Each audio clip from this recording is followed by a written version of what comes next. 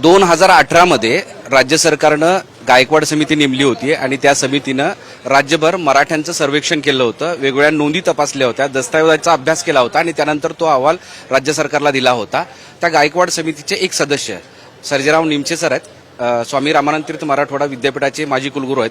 त्यांच्याकडून जाणून घेऊयात, कारण ते आज हा दस्तऐवज इथे घेऊन आलेत आणि सगळा मराठा समाज त्याचबरोबर सरकारला सांगणार आहेत की नेमकं मराठा समाज तो ओबीसी मध्ये कसा समाविष्ट होऊ शकतो, कुणबी कसा होऊ शकतो, या संदर्भात काही कागदपत्र ते आणलेत.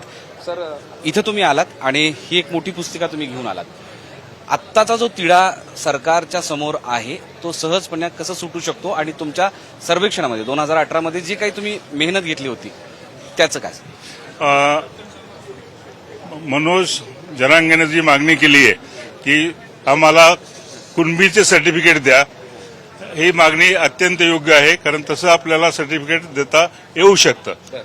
कुणबी सर्टिफिकेट हा टेक्निकली देता येऊ शकतं. याचं कारण पूर्वीच्या काळामध्ये मराठवाड्यातील सर्व मराठा हे कुणबीच होते.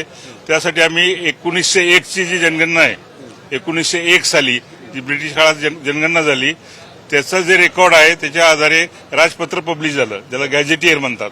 ते 1909ला पब्लिश झालं.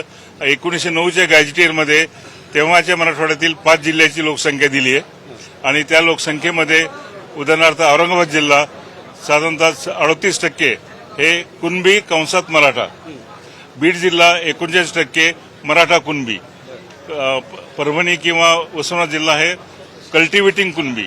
म्हणजे थोडक्यामध्ये हे सर्व कुणबी आहेत. आणि हा रिपोर्ट आहे, शासनाचा रिपोर्ट आहे, 1901च्या जनगणनेवर आधारित आहे.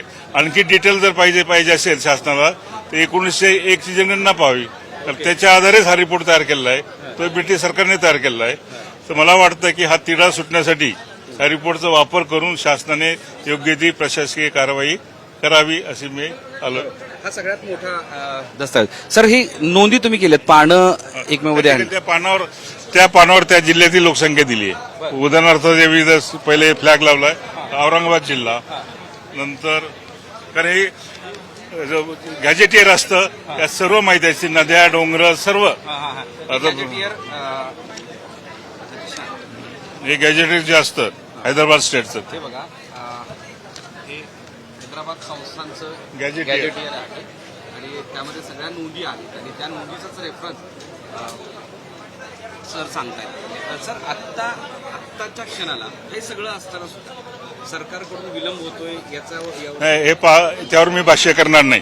माझा रोल एकच आहे की मनोजला मदत करणे आणि आम्ही हा काम केलं असल्यामुळे आमच्या अहवालामध्ये आम्ही म्हटलेलं आहे मराठवाड्यातील मराठा आणि कुणबी एकच आहे आणि तो अहवाल आमचा विधानसभेत एकमताने पास झालाय.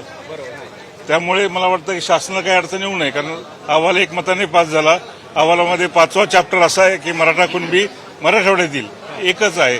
आणि हे जे गॅझेटियर आहे, इम्पेरियल गॅझेटियर, यामध्ये मी जे फ्लॅग लावलेत त्या प्रत्येक पानावर त्या जिल्ह्यातील मराठा कुणबीची लोकसंख्या दिली आहे. एक प्रश्न शेवटचा विचारतो की तुम्ही 2018 नोव्हेंबरला जो अहवाल राज्य सरकारकडे दिला होता त्याचा जरी अभ्यास केला किंवा त्याच्या जरी नोंदी घेतल्या किंवा तो रेफरन्स म्हणून जरी वापरला तर अडचण दूर होईल? त्याचं कारण असं आहे की आमचा जो अहवाल आहे त्यातला 5वा चॅप्टर, त्यातली माहिती याच्यातूनच घेतलेली आहे.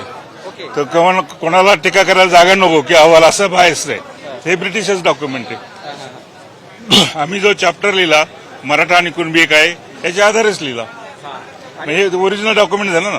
मुंबई हायकोर्टानं सुद्धा 2018 मध्ये तोच बेस घेतला होता. इव्हन सुप्रीम कोर्टाने ज्यावेळेस आपलं आरक्षण मराठ्यांचं रद्द केलं यावर काहीच भाष्य नाही केलं.